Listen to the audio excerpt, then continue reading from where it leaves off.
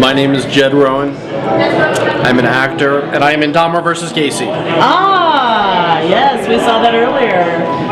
It was quite a film. So, how was it? Did you see it? I did. I watched the whole thing. It was awesome. So, did you have a good time making the film? Oh yeah, it was great. I love working with Ford. I've done a bunch of films with Ford. Attitude for Destruction, which is a rock and roll horror movie.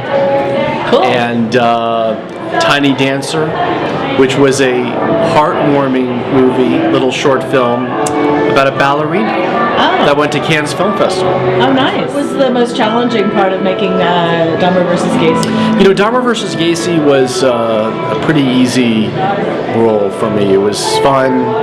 It was kind of a, comical, fun little character. Does not say it wasn't challenging. There was, you really have to perform. There were a lot of lines and all that, but it wasn't. I wouldn't call it, one of the more challenging roles I've had. And was there a lot more freedom to ad-lib or add to your? You know what's funny is that I'm not a big ad-libber. I can do it when they want me to. I really kind of stick with the script, and I'm kind of a big believer in sticking with the script. I come from the theater where you don't really improv Shakespeare. Is this the first horror film that you've been in? Yes. And I get killed in both of them. You got killed? Yeah, Randy Malone is my jinx.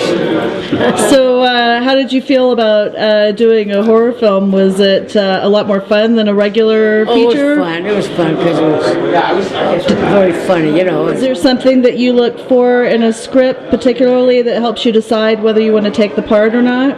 Well, sometimes. I'm still waiting for a script that reaches me so I can sing and dance and be applicable. Show off your other talent, Well, that's great. Well, thank you very much for. Put my wife in it too, but she's my life. Well, that's very nice of her to come and support you and bring her along. She certainly does. To beautiful Big Bear. 35 years, and we just decided we'll go for another 35 and see if it works out. There you go. So, and this is your first time up in Big Bear in a while, or? It was my second time. The first time was about 50 years ago.